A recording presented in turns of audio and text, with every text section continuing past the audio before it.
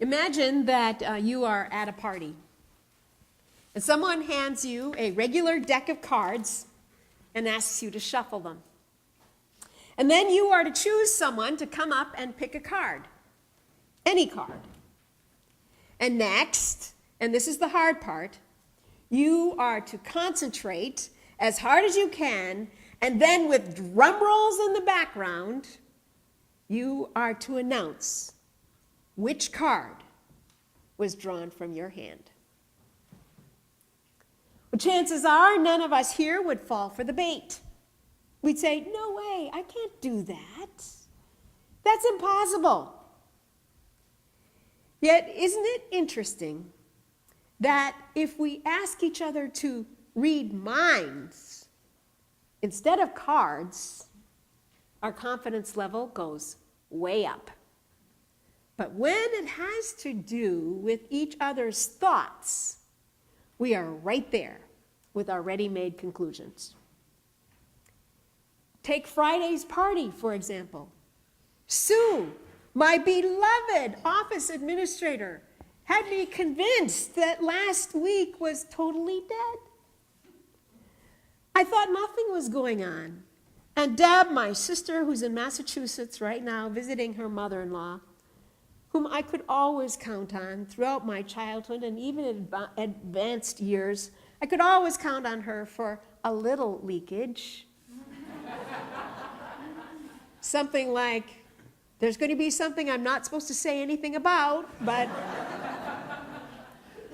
just be on guard. But nothing. And even my husband, from whom no secrets are hid, kept everything from me for a good 3 weeks. Or was it longer?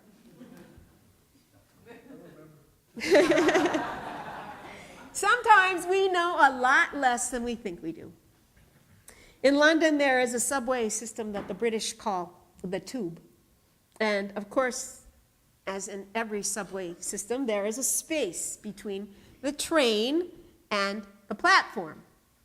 And so, when you get off the train, somebody invariably announces over the loudspeaker, "Mind the gap." And that, in essence, is the point of this morning's sermon. It is tempting to jump to conclusions where another's thought processes are involved. Why? Because we don't like uncertainty. We don't want to be caught off guard. And psychologically, when we don't know something, like what another person is thinking, it's easier to fill in the blanks ourselves.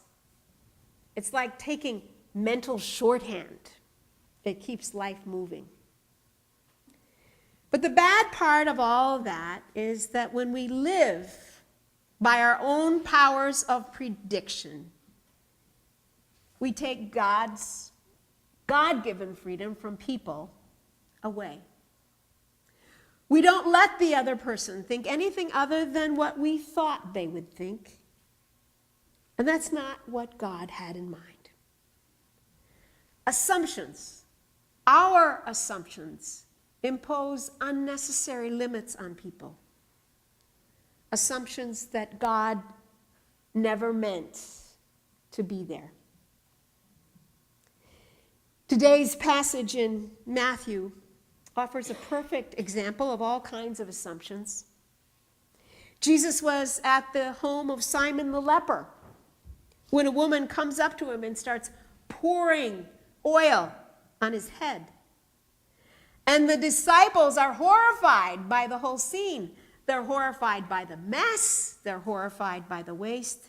And Jesus tells them that she's not wasting anything. She is symbolically preparing him for burial. And what are the assumptions here? One of the most obvious relates to the culture of the time.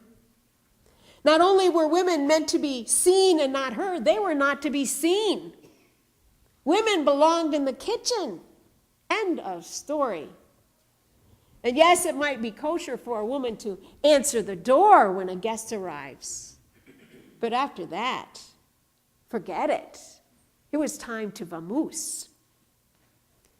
Clearly, this woman was not following proper etiquette, and she had no business hanging out with male company. Second assumption, she was most likely mentally disturbed.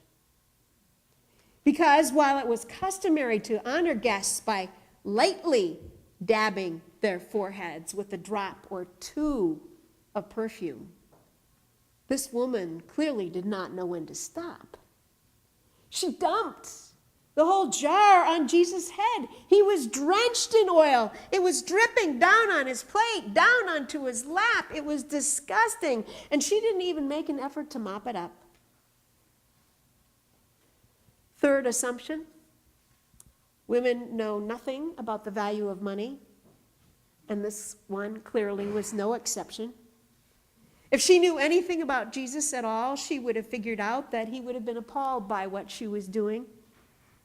He would have thought that it was a travesty to waste good money on so much perfume, particularly when there were people who had no idea where their next meal was coming from.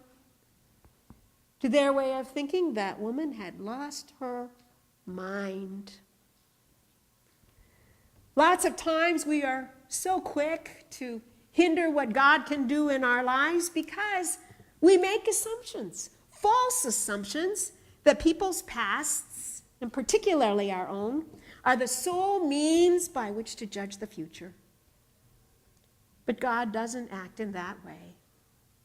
God, in his awesome power and love and wisdom, wants to use our past, whatever it is, however sad or tragic or disillusioning it may be. He wants to use it so as to transform the future, our future, so as to transform us, to enable us to do for him the beautiful things our hearts so want to do, to bring us to the place where we were created to be. That's what he wants. That's what he allows if we don't bypass and make false assumptions. That's what belief in the power of Jesus Christ can do. The sum of the message can be told in the form of a story which actually did happen.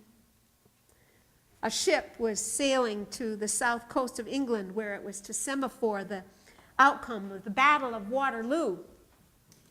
And one of the signalers was on the roof of the Winchester Cathedral. And having received the news as to the outcome of the battle, he semaphored it to the next station, using the words, "Wellington defeated." And then, precisely at that moment, as he was sending the message, a dense fog closed in, and people looked up, they read those two words, "Wellington defeated," the two words that they could see, and they assumed the worst. But then, in the next moment, the fog lifted, and the semaphore could be seen again. Only this time, it was possible to read the whole message. Wellington defeated enemy.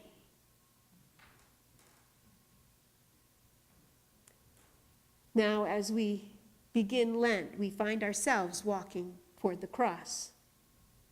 And we too will come to the point where Good Friday will be the first part of the Easter message. But it's only a part. And if we give God the benefit of the doubt, refusing to latch on to our own easy and false conclusions, if we are willing to mind the gap, the human and divine gap, and to trust God enough to let God be God, then our spiritual fog will lift, and we too will experience for ourselves the glory of God's full truth. Thanks be to God. Amen.